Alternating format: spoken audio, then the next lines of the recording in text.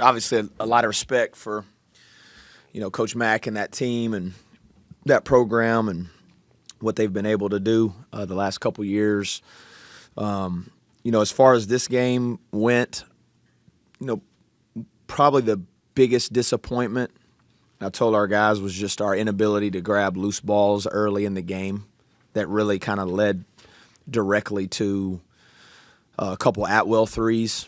He's a great shooter. The first one of the game, it was a loose ball. They dove on it. We tried to pick it up. He bangs a three, and out of their first 15 points, a lot of them were just kind of busted play, loose ball, extra effort. And, again, you got to give them credit in that. And, again, the rest, I thought our fight was good. Our guys responded well. I thought when they made runs, we were able to counter runs, and then they answered runs. But in large part, the start, again, is kind of what got you, And they put a lot of pressure on you in a lot of different ways. Obviously, Toppin is probably the biggest, leverage piece offensively in the country, and so you got to be able to do different things when you're guarding him. I thought Harlan did a great job when he was in there on him one-on-one.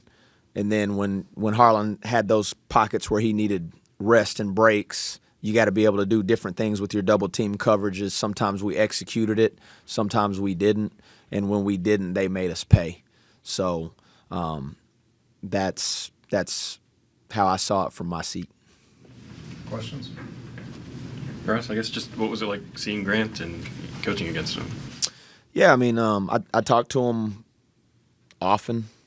And so, again, leading up to this, it was good to be able to, physically see him. But honestly, a lot of my thought process and bandwidth and the things I was focusing on was just how in the world are you going to stop JT and Christian Anderson in the 1-5 pick and roll. But it was good to answer your question. It was good to see him. Tonight was kind of the first time that Amir's really gotten into foul trouble all year. Was there a message to him since he is a younger player, but you've mentioned time and time again how mature he is, so what was kind of the conversation to him? Yeah, well, there had been a couple other times that he got in foul trouble. Kansas State in the first half, he got 2. Arizona State, he got 2 early ones, picked up his third. It just didn't get all the way to 4. But he'll learn. Christian Anderson's one of the best point guards in the country, and he's extremely savvy, and they do such a good job with manipulating pick and rolls and his change of pace. And, I thought Amir was trying to do what we asked him to do on his 4th foul. He closed out really hard on Atwell and just slipped underneath him a little bit. But he'll learn from this, and he'll get better. Coach, with Texas Tech's their dedication to shooting threes, it obviously takes more space to cover that. And, other teams shoot threes, but the way Texas Tech, is it unique at all from a style standpoint? Well, they did a great job with their roster construction. Again, the reason why they shoot threes is because of JT Toppin. Yeah. That's why they shoot threes. And he forces you to make decisions. Are you going to play them one-on-one all night long? It's not always a bad decision. And then Christian's ability to shoot threes off the dribble is that leverage between those two is what makes an Atwell so good and a Petty. And they to their credit, like I said, they really constructed that team well. And when those guys had their opportunities to step into shots, they made them tonight. And they lost on Monday night. Obviously, they had to play without Anderson, and some of those same looks they missed. Also understanding that you can't cover everything, your emphasis on gap control, keeping people out of the middle, does that put you at a little bit of a disadvantage in getting out to all the threes? Are there some that you just have to live with? Well, again, their ability to manipulate space and put people where they want them. Coach Linder coaches their offense. I've known him for a long time as well, and Grant. They do such a good job. And so, again, if you take away the busted play threes, just the busted play ones, and those were the ones that they made. Some of the other ones, you did make a decision to double team, and then it's just like, can you execute the double team the way you want it? And when we were able to execute it well. We had them in the double team. Even though they were able to pass out of it, you rotated, you didn't give up a catch and shoot three. One time, Honor was kind of this is as your team plays more together, which this team's played, 22 games, and you play more in games like this. Honor was standing next to Harlan. And if you're really, at the height of your understanding, all you had to do was let Harlan go double team. But Harlan went and double teamed, and he's little. Honor went and double teamed. He's small. They throw out of it. Now Harlan's the one that has to rotate to the corner, and they make an open three.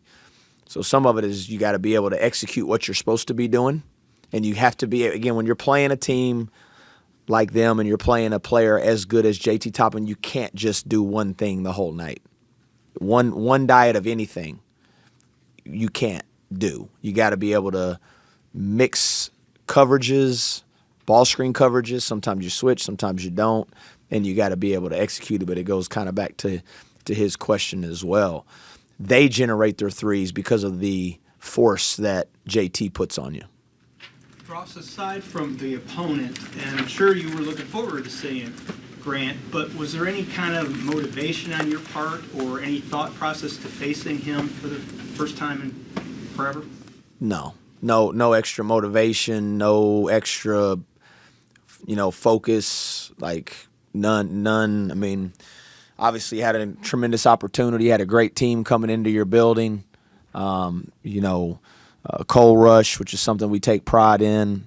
We talked about that a little bit and what that means to this state. But as far as being extra motivated, again, I didn't really even. Once you start playing, again, we had a big enough challenge in front of us with their players. Didn't really think about that too much. Ross, you said the start is kind of again what got you. What leads you to say that? Because the scoreboard didn't really get away from you later in the first half, and you were there for. Yeah. They made 6 shots in a row, and you guys were still pretty close. Yeah, the difference was, like, in this particular instance, we were scoring as well. In some of the previous games, we weren't stopping at the level that I would have liked, and we weren't scoring. So we were able to score. And it was, again, to me, it was just more we call them, 50-50 balls, loose balls. If you go back and you watch the first 8 minutes of that game, they got just about every single one of them. That's small stuff, big stuff, I understand, but I imagine you're going to harp on that quite a bit the next week, but also especially frustrating that it's as close as it was and the free throw line and the three-point line ended up the way they did today. Yeah. And again, I view it as like, despite going 2 for 22 and despite going 13 of 23 from the foul line, which you can't always control, you had 8 loose balls to grab. And if you would have grabbed 4 of those loose balls, maybe you beat them 63-59. Coach, you touched on it briefly, but just beyond the final score, what does the coal rush mean to you and your team? Yeah, we had an opportunity to take this group of guys to a coal mine in the fall and, got a chance to talk to those guys and eat lunch and just hear their stories and their work ethic and, families that, my dad, my uncle, myself, and, just give our guys a little bit of perspective into, the people of this state, how hard they work, blue collar, and again, anytime you get a chance to honor them, I think it's something that's unique and special, and it is a time period of college athletics where it can be viewed as so transactional, and so I do think you need to be intentional in finding ways to connect, even if it's in a year. Your honor's only going to be here a year, but still finding a way to connect him to the people of this state and the history of this state and the history of this university is still really important to us as a program. Coach, the other night you were talking about how Honor takes, after the Baylor game, it takes ownership and whether it's going good or bad. Do you see any kind of issues now at this point with his shooting? No.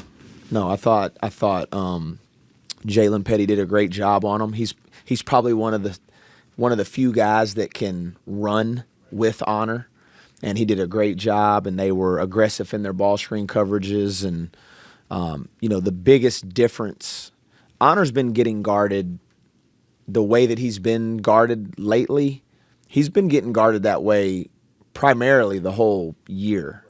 Again, the biggest difference is how teams have adjusted guarding our other players. And that's where I've got to do a better job as a coach of trying to manipulate space. We were able to do it a little bit better in the second half and open some things up. And then also the accountability and the ownership has to be on the players, to what Mike mentioned earlier. And you can't be embarrassed because you're missing free throws. You can't be embarrassed because you're missing wide open threes. There's nothing to be embarrassed about. Don't run from it. Own it. Take accountability on it.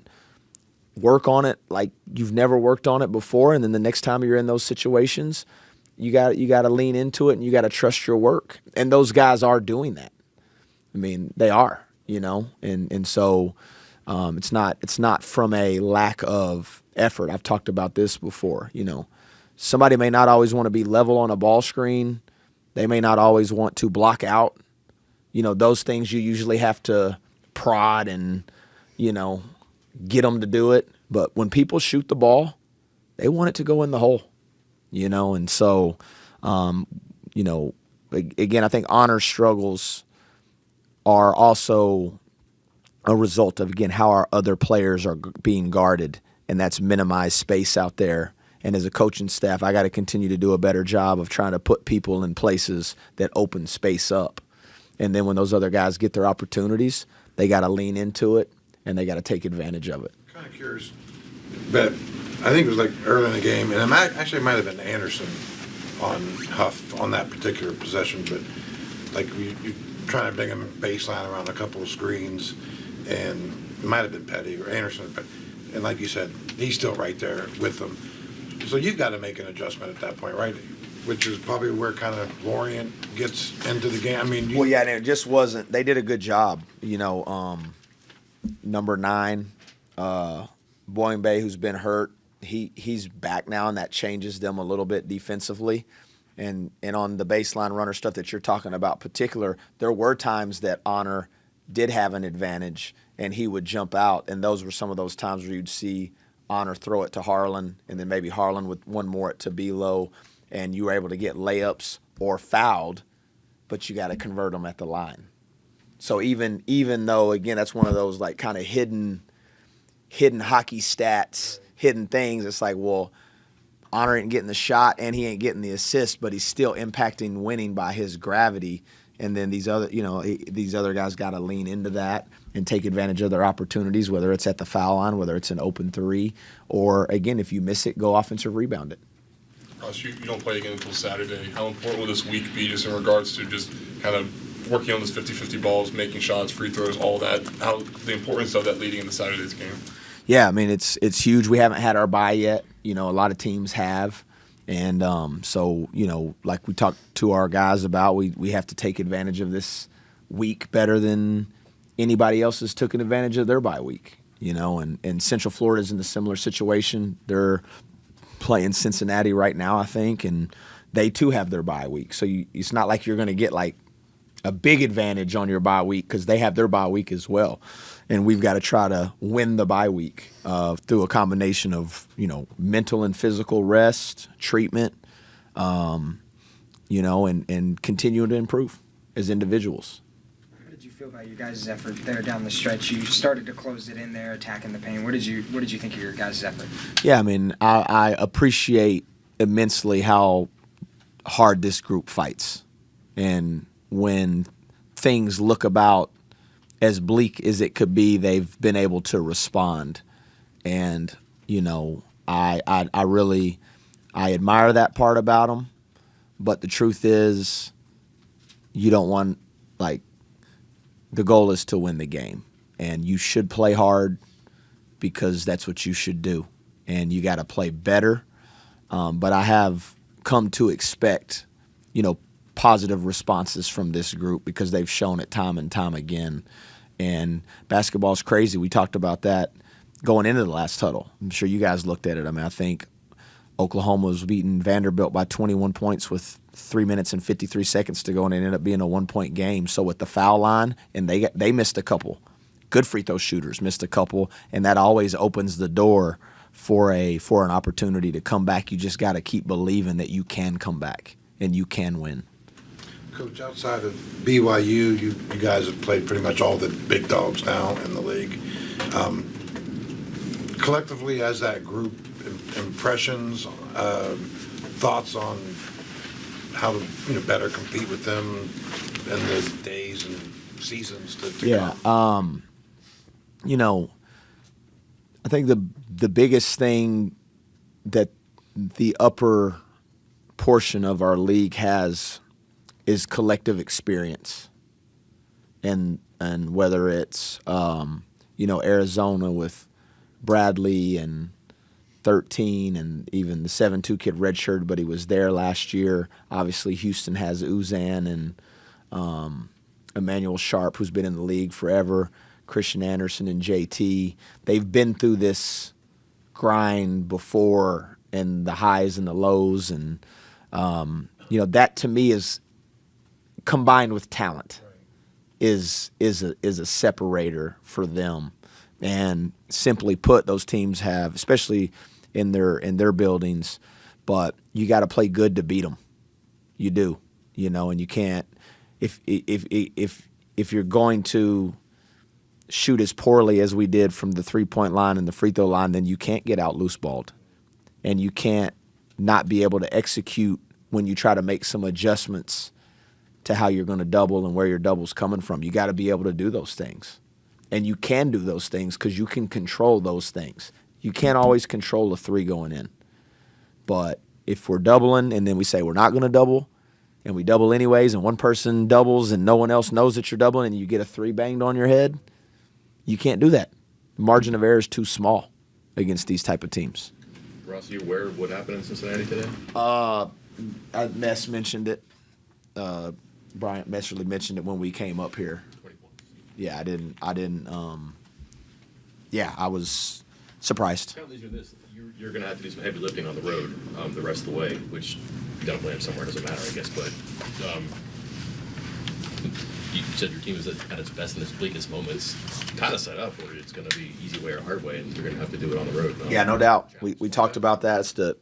It's the beauty of being in this league is you get reoccurring opportunities to put yourself in position to do the things that you want to do, but you got to start taking advantage of those opportunities. And we have a mature group. They understand, and we did talk about that just now, that you're gonna continue to be presented with opportunities, but you have to start taking advantage of them because you can run out of them. And then, I don't know how much you want to share about this, but the way the teams are guarding his teammates instead of Honor now, are they diverting attention away from Honor or more toward the teammates? Are they cheating off the teammates to guard Honor better? Yeah, just they're clogging space with other people.